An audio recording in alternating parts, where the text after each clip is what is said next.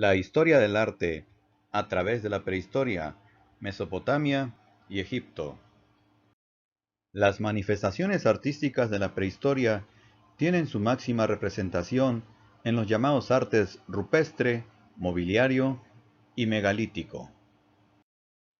El primero de ellos, el arte rupestre, recibe su nombre de las paredes rocosas de las cuevas y abrigos en los que se realizaban las pinturas. Estas pinturas representaban fundamentalmente animales y escenas de caza. El arte rupestre está, sobre todo, representado en España y el sur de Francia.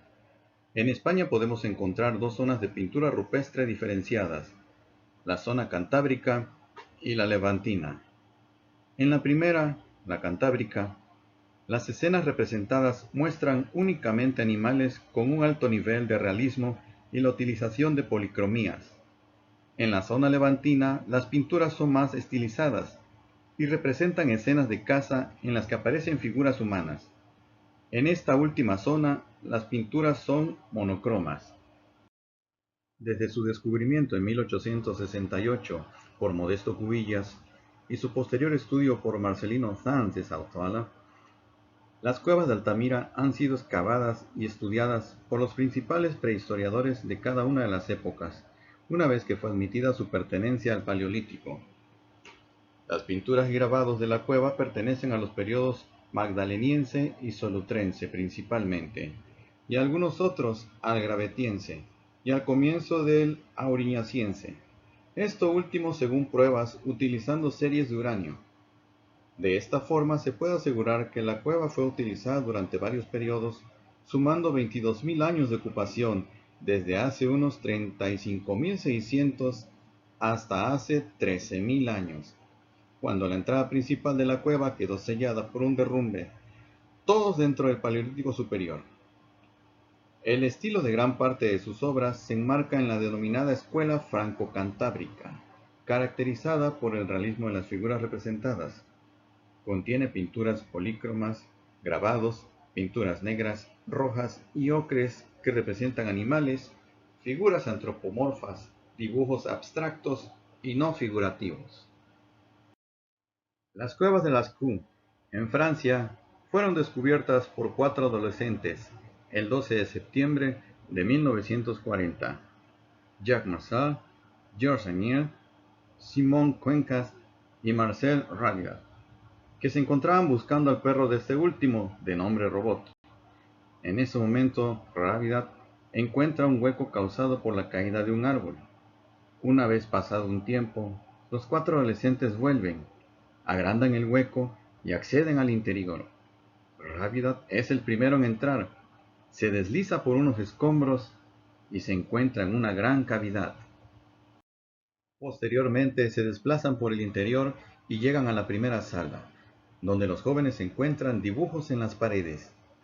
El acceso a la cueva para el público se facilitó tras la Segunda Guerra Mundial. Sin embargo, hacia 1955, el dióxido de carbono producido por los 1.200 visitantes que la cueva recibía al día dañó la misma visiblemente. Por este motivo, la cueva fue cerrada al público en 1963, y así preservar el arte rupestre de sus paredes. Después del cierre, las pinturas fueron restauradas. El arte paleolítico nace en el Paleolítico Superior, aproximadamente hacia el año 40.000 a.C., cuando los seres humanos modernos poblaban prácticamente todo el globo terráqueo. Sin embargo, sus manifestaciones fundamentales, por no decir casi las únicas, parecen reducirse a Europa, al sur del límite que marcarían los hielos durante la glaciación de Oum. Es más, el arte mural de las cuevas, llamado arte parietal, se concentra muy intensamente en ciertas regiones francesas: Dordoña, Pirineos franceses, Corrèze, Charente, Loira, Héron, Lot y Gard, etc., y españolas como Cornisa Cantábrica, Pirineos, costa mediterránea y algunos puntos de la meseta central como Maltravieso, Siega Verde o Los Casares. aunque ocasionalmente pueda aparecer en Portugal, Italia, Europa Oriental y poco más. No se ha averiguado el motivo que explique por qué no se han hallado restos de arte paleolítico parietal en el resto del mundo. El arte mueble o mobiliar, definido como objetos artísticos funcionales o no que pueden ser transportados, es más abundante, extendiéndose no solo por Francia y España, sino también por los valles del Danubio, del Don y la cuenca del Baikal, ya en Asia. Hay restos esporádicos en el resto del mundo. Aparece en el Paleolítico Superior, hace unos 30.000 años, en un periodo conocido como Auriñaciense. Desde los primeros descubrimientos de objetos artísticos paleolíticos en el siglo XIX, siempre se ha suscitado el enigma de su motivación y su significado, aunque parece haber consenso en que se trata de un arte de función religiosa y que su temática está íntimamente relacionada con el medio natural y su numen. Queda pendiente el hecho innegable de su alto valor estético y artístico. Los hombres prehistóricos demostraron, en algunos casos, un ansia de perfección y un sentido de la belleza totalmente comparable a los artistas de otras épocas históricas. El arte mobiliario o arte mueble, también llamado arte miniatura o arte portátil, consiste en figuras y objetos decorativos tallados en hueso, cuernos de animal o piedra, o modelados toscamente en arcilla.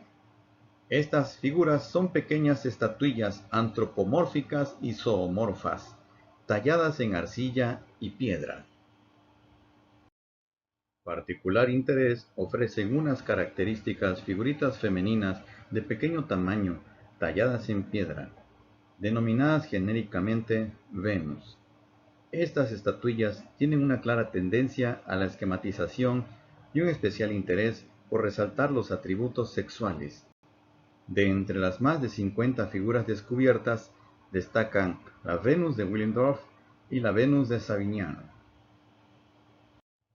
Durante parte del Paleolítico Inferior, 500.000 años a 150.000 años antes de Cristo, los preneandertales, Homo heidelbergensis, que habitaron Europa ya dominaban el fuego, y en sus utensilios demuestran cierto sentido de la estética que rebasa la mera funcionalidad.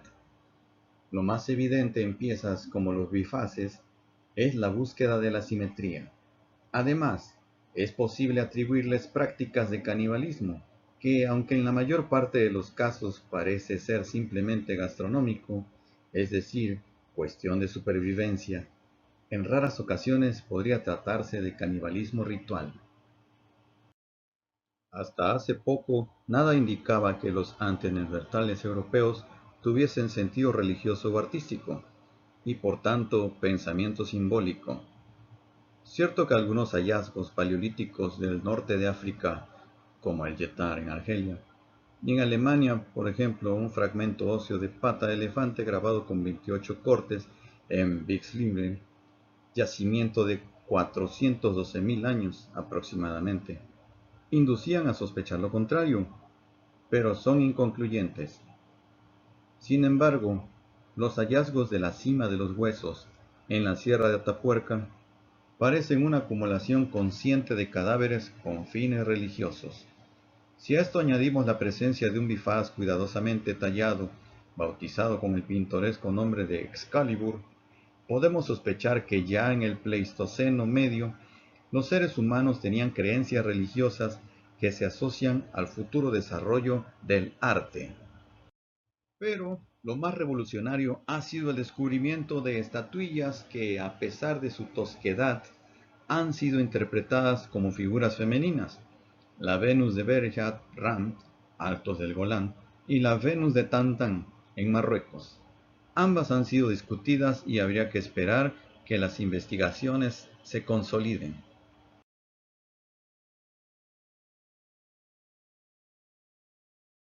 Durante el Paleolítico Medio, 200.000 a 35.000 años antes de Cristo, Europa occidental y las costas del Mediterráneo estaban habitadas por el hombre de Neandertal. Esta especie humana ya había desarrollado formas lingüísticas simbólicas rudimentarias. así como creencias religiosas y, probablemente, las primeras formas de arte. En efecto, las excavaciones demuestran que coleccionaba objetos curiosos, fósiles, minerales cristalizados, con los que elaboraba cierto tipo de adornos. Muy conocidos son los huesos perforados, como los de Lunel-Viel y Port-Lana, Francia, y el más antiguo de la Cueva de las Grajas, Archidona, Málaga, que podría emplazarse en la glaciación de Ris, datado en unos 200.000 años. También en Francia, en Pézières, apareció una costilla de bóvido, grabada datable en el interglaciar Minder-Ris. El Neolítico es un periodo de tiempo que se extiende en líneas generales desde el año 7000 hasta el 2000 a.C., aunque esta cronología varía mucho dependiendo de las zonas. Su inicio se ha hecho coincidir con el momento en que el hombre prehistórico comienza a abandonar su antigua forma de vida nómada y cazadora para asentarse en torno a un modo de subsistencia sedentario centrado en la agricultura y la ganadería. La progresiva mejora del clima, unido a la retirada de los hielos glaciares, obliga al ser humano a adoptar nuevas formas de supervivencia, que dejarán también su huella en las manifestaciones artísticas. Las tribus ven aumentado el número de individuos y ello desemboca en una jerarquización de la sociedad, así como en la aparición de conceptos como la propiedad o el comercio.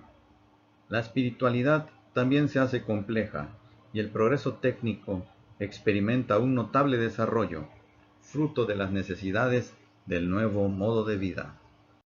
A toda esta serie de cambios fundamentales para la evolución del hombre se les conoce como la Revolución Neolítica, y sus resultados pueden constatarse en lugares tan distantes como Europa, el norte de África, Rusia o Próximo Oriente. Desde luego, cada zona tiene sus particularidades y sus propios límites cronológicos, pero los rasgos generales son coincidentes en casi todas ellas. La cerámica cobra una gran importancia durante el Neolítico, ya que los grupos sedentarios necesitan de mayor cantidad de recipientes para almacenar los alimentos. Aunque no representan formas excesivamente complejas, son vasijas muy funcionales, con decoración geométrica a base de líneas, triángulos o círculos, que adoptan variadas tipologías y cuya técnica deriva de la cestería. Se realizan a mano, ya que el torno solo se empezaría a utilizar en la época de los metales, y se dejan secar sin cocerlas en el horno.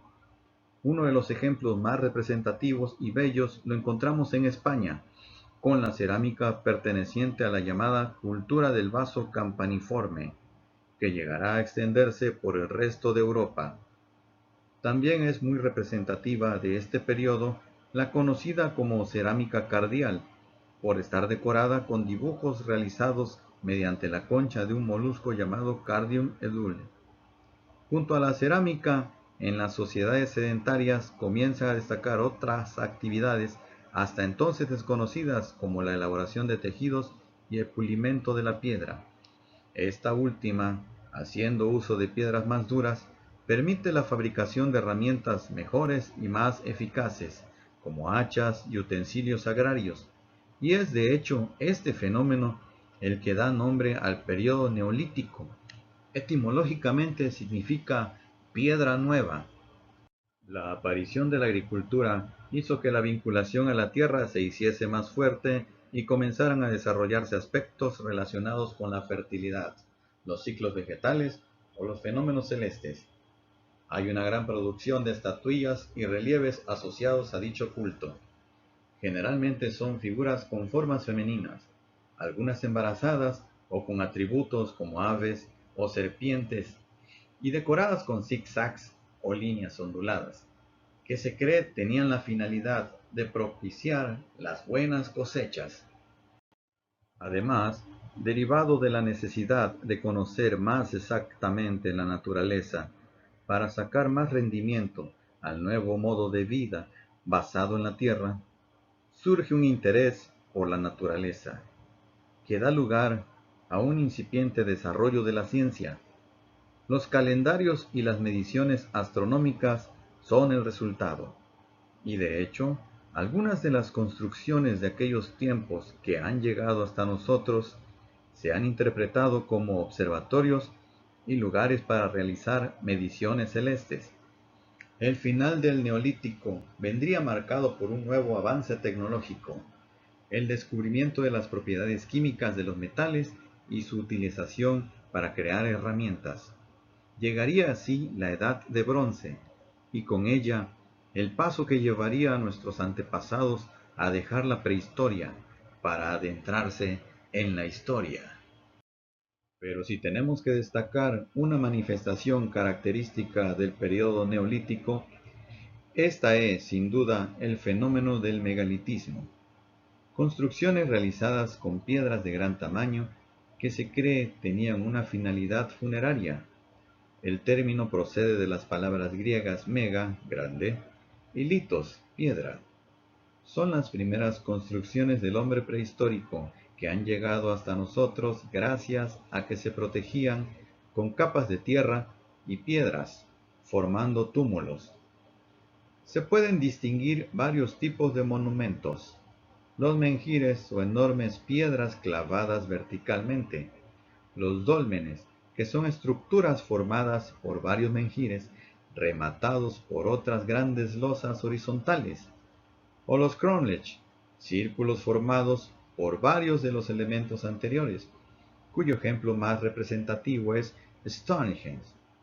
Sin embargo, existen otras formas como alineamientos, taulas, navetas, etc. Las construcciones megalíticas funerarias más antiguas se erigieron en el sudoeste de Iberia hacia el año 4800 a.C., Dolmen de Alberite, en Cádiz, mientras que en Carrowmore, en el Sligo, Irlanda, han sido datados hacia el 3700 a.C. y son anteriores a cualquier vestigio conocido de agricultura en la región. Están relacionados con concheros de cazadores-recolectores, y algunos de los enterramientos presentan indicios de descarnación, cremación, sacrificios, rituales y canibalismo. El periodo más extenso de construcciones megalíticas se localiza en el sudoeste ibérico, donde abarca aproximadamente desde 4800 a.C. hasta 1300 a.C., comprendiendo los periodos entre el Neolítico y la Edad del Bronce. Aunque hacia el 3800 a.C. se levantaron megalitos en Bretaña y en el occidente de Francia, mientras que entre 3500 y 3000 a.C. este fenómeno se extendió por prácticamente todas las poblaciones de la vertiente atlántica europea, hasta entonces carentes de nexos culturales comunes. Hay quien piensa que la pesca de altura, particularmente la del bacalao, pudo servir como medio de transmisión. Los sepulcros megalíticos solían tener una cámara sepulcral en la cual se depositaban los restos humanos, generalmente inhumaciones individuales sucesivas. Podían representar galerías o corredores, y se hacía uso de la mampostería para levantar falsas cúpulas. Además, existían tumbas en forma de cistas e incluso cuevas artificiales. La pintura se caracteriza por su esquematismo y por su marcado carácter simbólico.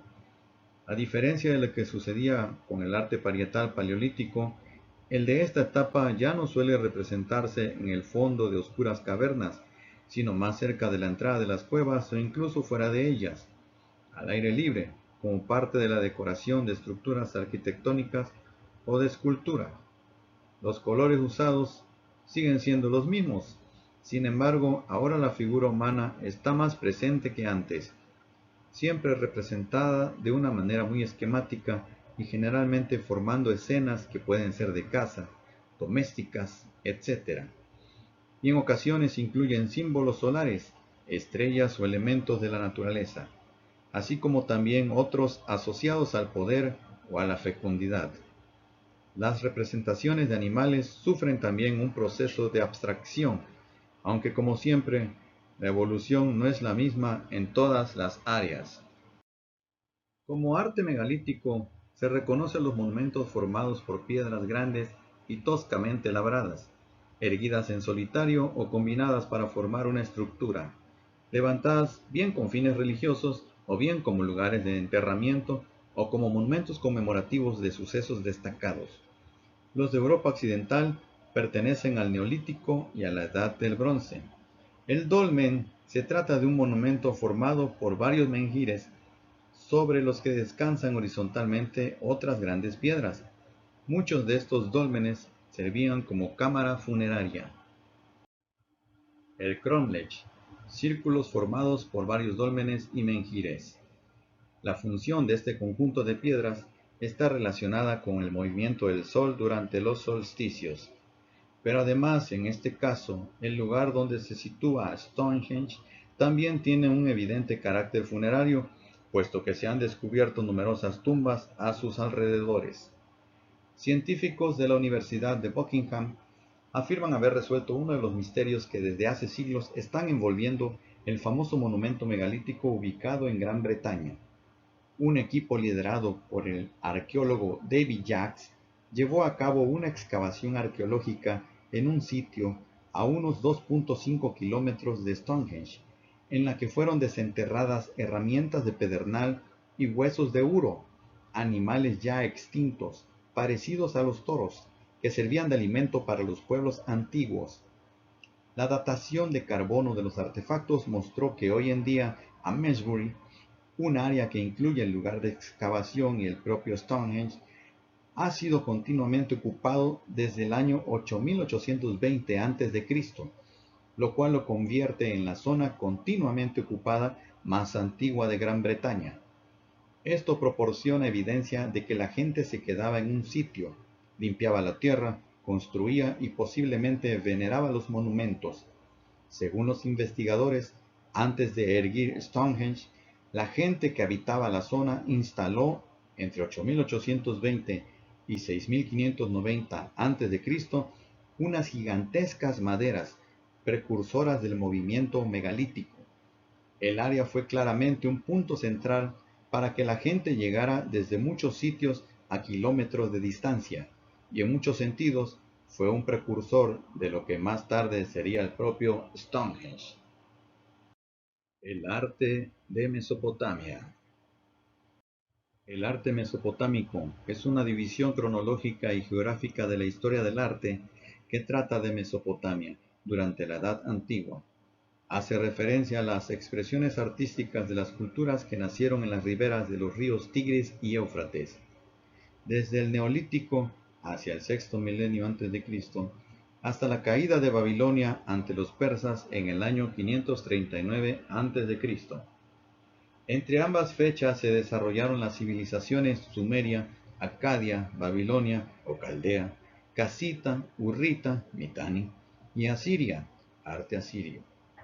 Tras milenios entre el predominio de la Baja Mesopotamia y la Alta Mesopotamia, la región, al formarse el Imperio Persa, se incorporó a una dimensión espacial de orden muy superior, que el imperio de Alejandro Magno y el helenismo conectaron con la época romana, arte persa, arte helenístico. Incluso en la época anterior a los persas, el arte mesopotámico tuvo varias vías de contacto a través de la guerra, la diplomacia y el comercio a larga distancia con el de las demás civilizaciones del antiguo Oriente Próximo, arte de la civilización hitita y otras del Asia Menor, arte fenicio del antiguo Israel y de otras civilizaciones del Levante Mediterráneo y el arte egipcio, e incluso con el arte de la India y del Asia Central. La incorporación por difusión cultural o el desarrollo endógeno de múltiples materiales y técnicas artísticas y artesanales fue parejo tanto a los avances tecnológicos, desarrollo de hornos cada vez más eficaces, del torno de alfarero, de la cerámica vidriada o de la metalurgia, como sociales y culturales, nacimiento de la ciudad, de la escritura, de las religiones institucionalizadas y del Estado. lo que se denomina sociedad compleja o civilización. La evolución estilística de las formas, géneros y temas presenta una notable continuidad a pesar de lo amplio del periodo. Desde el Neolítico, la cerámica, que aparece en Anatolia hacia el 6000 a.C., es el principal elemento diferenciador de la cultura material, puesto que los cambios tipológicos, a veces muy sutiles, permiten identificar el origen y la datación de las piezas y de su contexto arqueológico. La función de los recipientes para la conservación y el transporte de todo tipo de alimentos y bebidas, e incluso de otros materiales, es crucial en un momento en el que se estaba desarrollando, pasando de aldeana a urbana, la primera economía productiva con excedentes, división del trabajo y comercio a larga distancia. De no menor importancia es su valor como vehículo de expresión artística, tanto en el modelado como en la decoración, en estrecha relación formal con piezas escultóricas o de orfebrería, y con la pintura en otros soportes. Los primeros documentos que registraron la historia, Uruk hacia 3300-3200 a.C., al hacerlo mediante tablillas de arcilla grabadas con escritura cuneiforme, dan una categoría especial y muy concreta a la producción cerámica en la zona. Hacia 1200 a 1000 a.C. se incorporó el uso del hierro en la metalurgia, posiblemente a partir del descubrimiento de la tecnología de carburación. Aunque en esta época su escasez y alto precio, muy superior al del cobre y en muchos casos similar al del oro, restringía su uso al ámbito militar y no se popularizó hasta mucho más tarde. El trabajo del bronce dorado tuvo un particular desarrollo en el reino de Urartu, desde el Cáucaso hasta el norte de Mesopotamia, entre el siglo IX y el séptimo a.C. A diferencia de la cerámica que solía producirse en talleres autónomos, la metalurgia era un sector controlado por el Estado, dado su carácter estratégico y la necesidad de obtener sus materias primas por comercio a larga distancia. En los documentos de la época se distinguían tres profesiones relacionadas con el trabajo de los metales. El kulkurro era el encargado de la obtención del metal desde el mineral, esto es el metalúrgico. El napal o fundidor era el encargado de fabricar las piezas a base del material obtenido del kulkur. Por último, el kutin se encargaba del trabajo de los metales preciosos, la orfebrería. La determinación geográfica, escasa disponibilidad de piedra y abundancia de arcilla, se ha considerado la causa principal de la preferencia mesopotámica por el adobe y el ladrillo como base material de su arquitectura. Los sistemas constructivos, la columna campaniforme, papiro o loto. El sistema dintelado. La estructura se soporta con un muro portante y de cerramiento exterior. Apoyaban los pilares de madera con iluminación por las cubiertas. Columna papiliforme cerrada. Aunque gran parte de la arquitectura es adintelada, con el uso de vigas de madera, el arco y la bóveda, adecuados para su construcción con dovelas de ladrillo, son más comunes que en la arquitectura egipcia. La principal diferencia con esta fue la mucho menor importancia de los monumentos funerarios. Dos tipologías básicas para el urbanismo y la arquitectura nacieron en Mesopotamia: el templo y el palacio. Las casas de los dioses, de los reyes o de las gentes del pueblo se denominaban con el mismo nombre, en sumerio, Bitum Ncadio.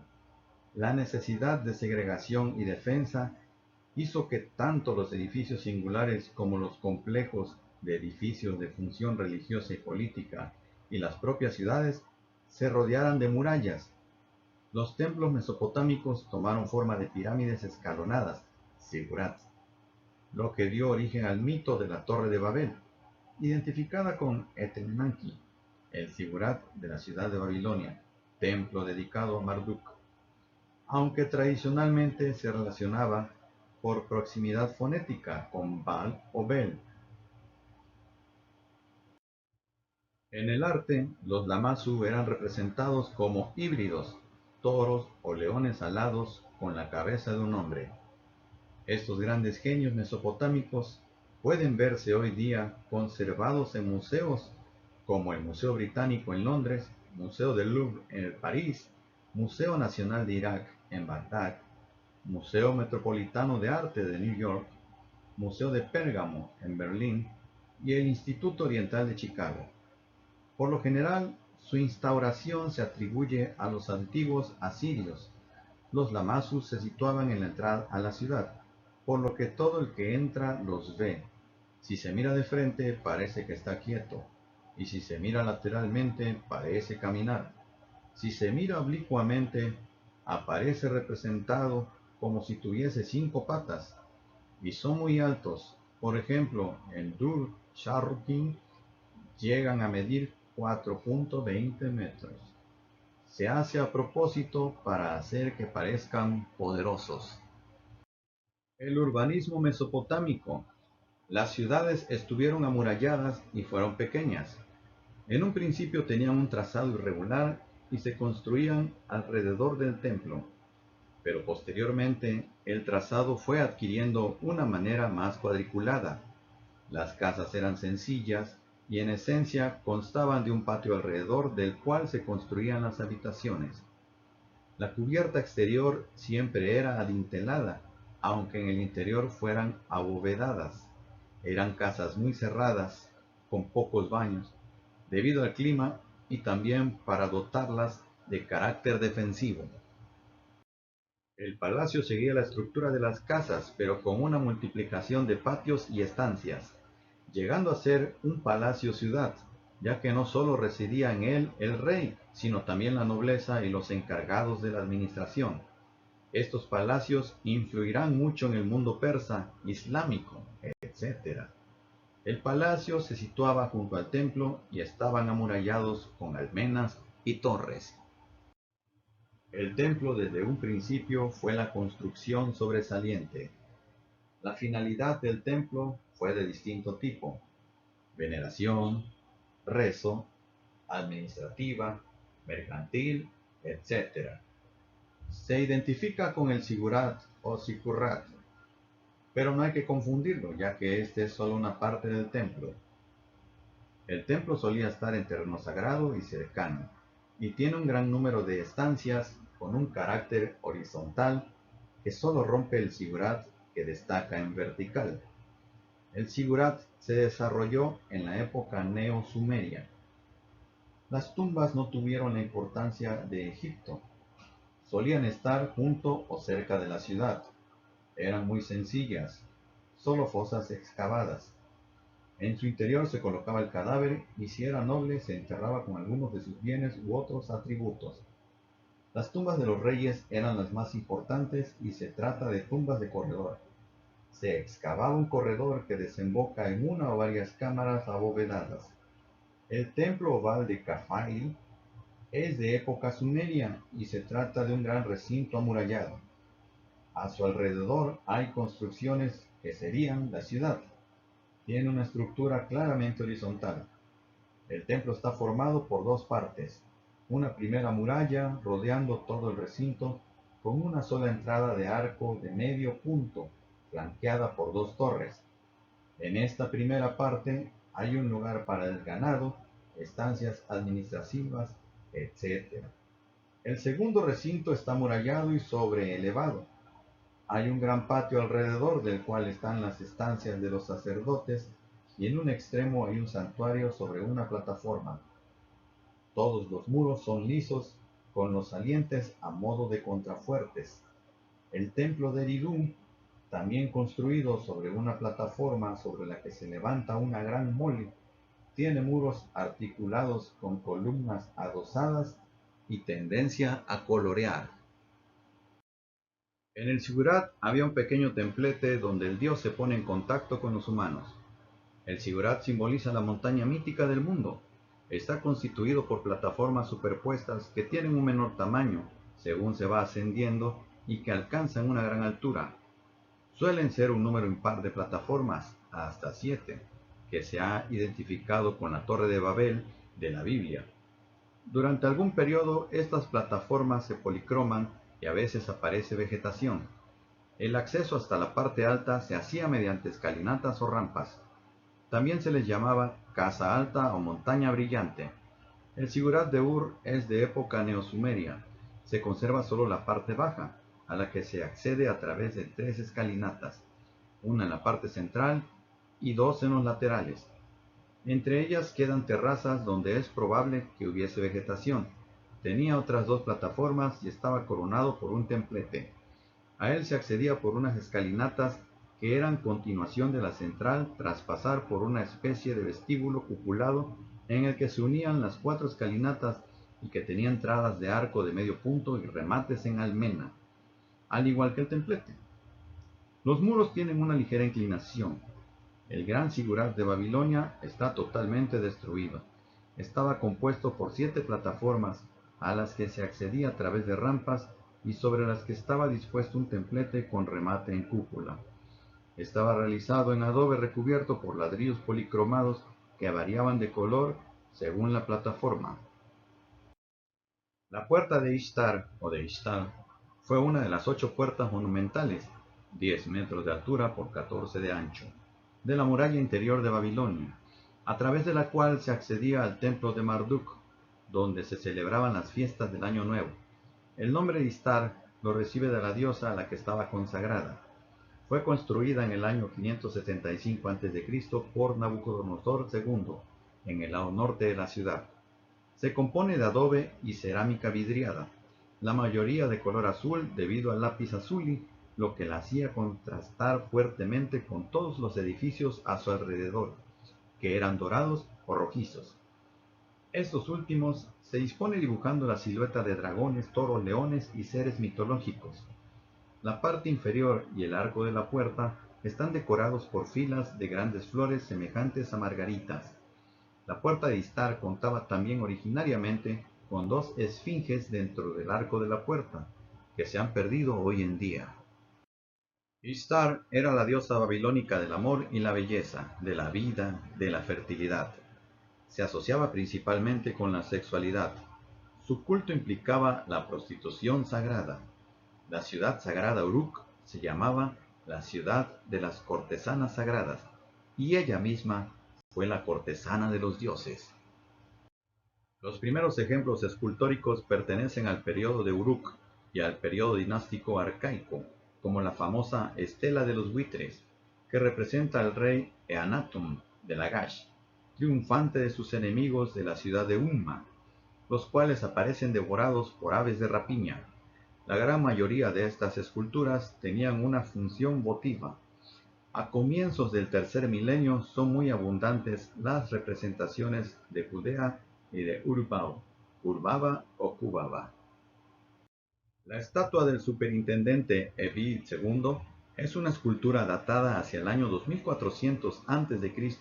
y elaborada en el periodo dinástico arcaico de Mesopotamia, en época de la civilización sumeria. La pieza fue hallada en el año 1934 en unas excavaciones lideradas por el arqueólogo francés André Pearl, en el templo de la diosa Ishtar, el más antiguo de los erigidos en la antigua ciudad sumeria de Mari, situada al oeste del Éufrates, en la actual Tel Hariri, Siria, y que estuvo habitada desde el quinto milenio a.C. y su etapa de mayor esplendor fue entre el 2900 a.C. y el 1759 a.C., cuando fue saqueada por Hammurabi. En la Biblia, Abraham pasó a través de Mari en su viaje desde Ur a Harán. La civilización egipcia se desarrolló durante más de 3500 años. Comenzó con la unificación de algunas ciudades del Valle del Nilo alrededor del año 3150 a.C. y convencionalmente se da por terminado en el año 31 a.C. cuando el Imperio Romano conquistó y absorbió el Egipto ptolemaico, que desaparece como estado. Este acontecimiento no representó el primer periodo de dominación extranjera, pero fue el que condujo a una transformación gradual en la vida política y religiosa del Valle del Nilo, marcando el final del desarrollo independiente de su cultura. Su identidad cultural había comenzado a diluirse paulatinamente tras las conquistas de los reyes de Babilonia, siglo VI a.C., y Macedonia, siglo IV a.C., desapareciendo su religión con la llegada del cristianismo en la época de Justiniano I, cuando en 535 fue prohibido el culto a la diosa Isis en el templo de File. Una de las características del antiguo Egipto es su singular arte, con obras monumentales que generalmente tenían carácter simbólico, funerario o religioso. Aunque el concepto de arte es moderno, es perfectamente utilizable en la arquitectura, escultura, pintura y joyería egipcias, siendo muchas de sus realizaciones auténticas obras de arte y no simples trabajos de artesanía. Gracias al seco clima de Egipto y a quedar cubiertas por las arenas del desierto o enterradas por sus propietarios para gozar de ellas en la otra vida, nos han llegado en aceptable estado de conservación multitud de auténticas obras de arte. A pesar de la utilización de los monumentos como canteras, las guerras o los innumerables saqueos de tumbas y templos, las expresiones artísticas egipcias más antiguas se clasifican en las siguientes etapas: Periodo Neolítico, 5300 al 4000 a.C. Periodo Badariense, 4400 al 4000 a.C. Nagada I al Amratiense, 4000 al 3500 a.C. Nagada II o Jersinsi, del 3500 al 3200 a.C. y Nagada III, 3200 al 3000 a.C. En estos periodos predomina la pintura decorativa en cerámicas o simbólica en tumbas y pequeños objetos de carácter utilitario y mágico. Destacan las vasijas de piedra, las masas y paletas votivas, como la de Narmer. Asombra la perfección, delicadeza y monumentalidad del arte egipcio, con un estilo único y característico que surgió durante las primeras dinastías y permanece casi inalterado en 4 milenios de la nueva cultura. La pintura del antiguo Egipto se caracteriza principalmente por presentar figuras junto a otras en planos superpuestos. Las imágenes se representan con criterio jerárquico. Por ejemplo, el faraón tiene un tamaño más grande que los súbditos o los enemigos que están a su lado. Predominaba el canon de perfil, que consiste en representar la cabeza y las extremidades de perfil, pero los hombros y los ojos de frente. Las pinturas se encuentran en papiros y paredes de tumbas, los bajorrelieves principalmente en los muros de los templos. Las escenas más típicas eran las de la vida cotidiana o las del más allá. La arquitectura religiosa egipcia se caracteriza por su monumentalidad a partir del Imperio Antiguo, con el empleo de piedra en grandes bloques, sistema constructivo adintelado y sólidas columnas. En la arquitectura civil se empleó profusamente el adobe en viviendas, palacios, fortalezas y murallas, perdurando escasos restos. Surge una sociedad con un poder político fuertemente centralizado y jerarquizado, con una concepción religiosa de inmortalidad, al principio solo del faraón, que debía reflejar su magnificencia y durabilidad. Se consigue gracias a los conocimientos matemáticos y técnicos, a veces desconcertantes para la época, la existencia de artistas y artesanos muy experimentados, bien organizados y la abundancia de piedra fácilmente tallable, caliza y arenisca. Las construcciones más originales de la arquitectura egipcia monumental son los complejos de las pirámides, los templos y las tumbas, mastabas e hipogeos. La arquitectura era arquitrabada o adintelada. Esto quiere decir que, aunque los conocían, no utilizaban el arco y la bóveda. Elaboraban figuras rectas que se apoyaban sobre pilares o columnas. En caso contrario, no podían alcanzar la monumentalidad que deseaban. Los muros eran gruesos, lo que aumentaba el colosalismo de los edificios. El soporte más utilizado fue la columna. Pese a que diseñaron diferentes tipos, la más usada fue la columna protodórica. Las características de este tipo son las siguientes: fuste, parte central, cuadrado; capitel, parte superior, en forma de ábaco; base sencilla, sin decoración. El primer arquitecto conocido de la historia fue Imhotep, que nació en Egipto en el 2690 a.C. Asimismo, era sumo sacerdote de Heliópolis, científico y médico. Diseñó la pirámide escalonada de Djoser, la primera de la que se tiene constancia. Gracias a los elementos arquitectónicos, las formas y los sistemas constructivos usados, gran parte de la arquitectura egipcia ha llegado hasta nuestros tiempos. Los templos más característicos se construyeron en el Imperio Medio y el Imperio Nuevo. No eran ya, como en el Imperio Antiguo, templos funerarios, sino edificios destinados al culto de la divinidad. Su complejidad y dimensiones, con una monumentalidad hasta entonces reservada a las tumbas reales, reflejan de hecho la posición alcanzada por la casta sacerdotal en la sociedad egipcia. El templo era un lugar reservado a los escogidos, los sacerdotes y el faraón, y al pueblo solo les estaba permitido asistir a las posiciones convocadas fuera del recinto. El templo era el edificio utilizado para honrar a los dioses. La mayoría tenían una distribución semejante que se dividía en las siguientes partes: Avenida de Esfinges, un paseo que conducía al templo y estaba lleno de esfinges, unas figuras con cuerpo de león y cabeza humana. Pilono era la entrada, formada por un gran muro ante el que se colocaban obeliscos o representaciones del faraón. Sala y Petra, un patio abierto rodeado de columnas. En su interior había una gran cantidad de esculturas. Podía entrar cualquier persona. Sala Hipóstila, se encontraba en el interior. Era una habitación con columnas gigantes a la que solo podían acceder el faraón, los sacerdotes y los altos cargos. Santuarios eran las salas más importantes. La conocida como Sancta Sanctorum era la dedicada al dios principal. En otra sala se encontraba la barca que se sacaba en las procesiones por el río. Solo podían entrar el faraón y el sacerdote principal. Desde las primeras dinastías se había comenzado a representar a faraones y dioses. Durante la cuarta dinastía, la escultura egipcia había alcanzado el dominio absoluto de la técnica, la cual se expresó en elegantes representaciones de soberanos de porte majestuoso, con acabados pulidos en materiales tan duros como el granito o la diorita.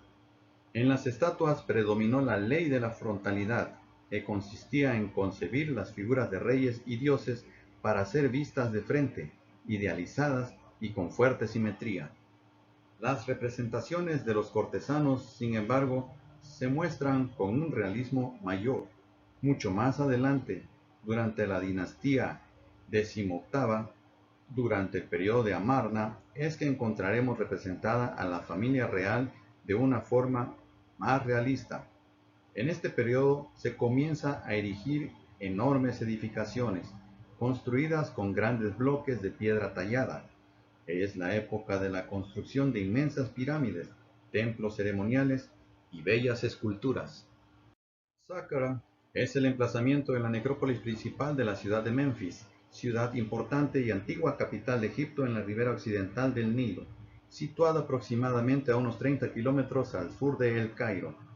En esta misma ubicación se encuentran pequeñas pirámides junto con las tumbas de algunos nobles y gobernantes importantes, y que podríamos llegar casi a comparar con el Valle de los Reyes. Nombres importantes como Kagemi, Akmagor y Dut y Ti se encuentran allí.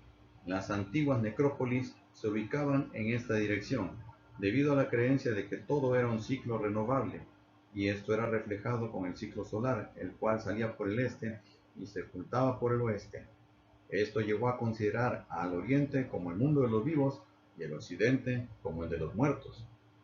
Este complejo fue diseñado por el arquitecto Imhotep, mismo que supervisó su construcción para el faraón Djoser, el segundo de la tercera dinastía, alrededor del año 2630 a.C. Como otras pirámides, esta fue construida para servir de tumba para el faraón que ordenó su construcción, Djoser, y para preservar su esencia eternamente.